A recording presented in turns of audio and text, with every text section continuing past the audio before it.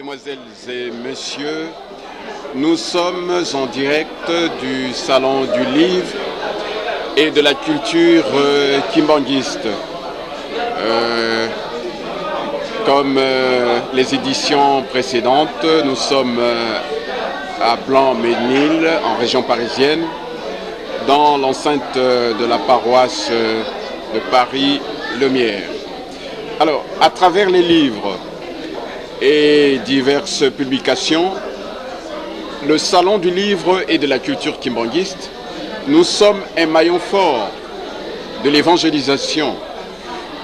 Notre objectif est de servir de relais indélébile du message de son éminence, Papa Simon Kimbangu Tiangani, chef spirituel et représentant légal de l'église kimbanguiste. La culture kimbanguiste, nous allons être très précis. Nous allons vous donner des éléments scientifiques pour nous permettre de nous expliquer, de nous comprendre. Parfois nous sommes interpellés. Voilà, la culture sur le plan anthropologique est une façon d'être, une façon de penser, une façon d'agir. Existe-t-il une culture kimbanguiste? Oui, bien évidemment. Il y a une façon d'être, une façon de penser, une façon d'agir qui est kimbanguiste. Être kimbanguiste, c'est vivre sa foi selon un système de valeurs longuement, je dirais très longuement ancré dans les traditions Congo, dans des traditions bantoues, liées aux valeurs de la foi chrétienne. Être kimbanguiste, c'est être chrétien plus autre chose. Et ces valeurs se déclinent à travers les œuvres. Alors, c'est le deuxième point, la littérature kimbanguiste.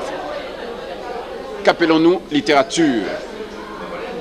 La littérature est l'ensemble des œuvres écrites, les œuvres orales, les œuvres muettes, les reliques qui constituent le patrimoine culturel d'un peuple, d'une nation, d'un clan. La littérature et la culture kimbanguiste est bien évidemment le patrimoine que nous portons, qui constitue notre identité culturelle, notre identité séculaire. Et nous le rappelons encore une fois, notre objectif, c'est de porter ce message haut, de le partager avec d'autres, ceux qui ne sont pas kimbanguistes, ceux qui ne sont pas africains, parce qu'il s'agit d'un message universel. Et c'est cela, l'évangélisation. Comme l'a dit le Seigneur Jésus à ses apôtres, ce que vous avez entendu de moi, apportez-le à travers le monde. C'est ce que nous essayons de faire à notre manière, dans la mesure du possible, de servir de relais, comme nous l'avons dit, du message officiel de son éminence Simon Kimbangu Tiangani. Nous sommes dans notre troisième édition du Salon du Livre et de la culture kimbanguiste. Il y en a eu donc une première édition, une deuxième, une troisième, et nous sommes ici, moi-même et mon collègue Jérôme Makiadi, les commissaires des expositions de ces salons du livre.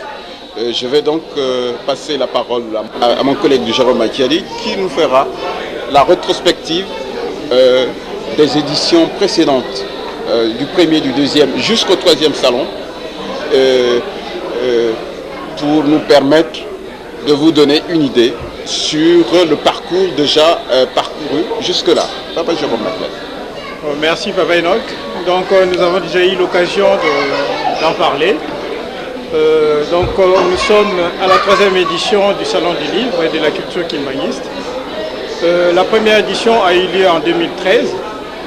Cette année-là, le thème principal était la littérature kimbanguiste de 1921 à nos jours. Donc on était en 2013. Exactement. Et donc le travail, le travail a consisté à faire, à répertorier la bibliographie kimbanguiste.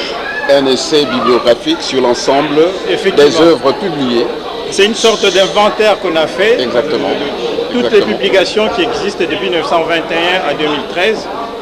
Et donc nous nous sommes appuyés pour faire ces travaux, nous sommes appuyés sur différentes sources. D'abord, nous avons travaillé sur un essai bibliographique plutôt qui a été fait par Paul-Éric Chassard. Nous avons travaillé aussi sur des archives de la faculté théologique de l'UTNDL. Nous avons travaillé aussi sur des archives belges. Donc voilà, ça c'était en 2013. Les Belges, pourquoi les Belges? Parce que le royaume de Belgique a été notre ancien colonisateur. Effectivement, qui détiennent un certain nombre d'éléments. Une très bonne partie d'archives sur les Kimbanguismes. Donc voilà, ça c'était pour 2013. Et puis la deuxième édition qui a eu l'année dernière, en 2014, nous avons travaillé plutôt, c'était un travail fait plutôt une analyse épistémologique sur la qualité, sur la qualité, la structure de l'écrit, la présentation du livre, ce que doit être un livre avec les normes universellement reconnues par tous, que nous ne soyons pas indexés par notre style, par notre façon d'écrire. Voilà, parce que nous sommes kimbanguistes, nous écrivons plutôt des livres qui sont écrits qui sont lus plutôt par tout le monde. Par des kimbanguistes comme des non-kimbanguistes. Nous avons l'obligation d'écrire comme tout le monde. Tout le monde, voilà. Exactement. Donc ça c'était en 2014. Alors cette année, le thème principal, c'est le livre sur les kimbanguismes. Parce qu'effectivement, nous allons nous mettre d'accord, c'est qu'un livre écrit par des kimbanguistes n'est pas comme un autre livre vulgaire, on va dire, un livre profane. Exactement. Donc il y a un certain nombre d'éléments qu'on doit retrouver dans un livre écrit par des kimbanguistes qui doit faire la différenciation d'un livre kimbanguiste par rapport à un livre commun, on va dire. Vous avez tout à fait raison, monsieur le commissaire.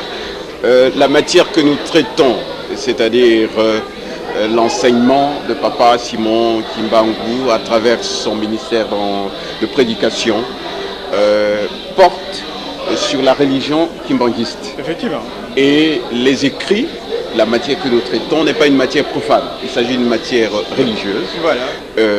Voilà pourquoi d'ailleurs nous allons faire appel aux ecclésiastiques qui sont du domaine, qui sont en même de nous parler sur le plan théologique, sur le plan liturgique, de ce que devait être un livre d'église. Nous allons essayer d'apporter les éléments à tous pour que nous puissions faire la différence entre un livre profane et un livre d'église. Nous pouvons avoir des vocations littéraires, des vocations d'écriture. Il faudrait que nous sachions sur quoi nous nous lançons, vers qui s'adresser pour donner un sens à nos écrits. C'est une façon pour nous d'enrichir la culture kimbanguiste, la littérature kimbanguiste et bien évidemment notre patrimoine à tous. Voilà. Nous sommes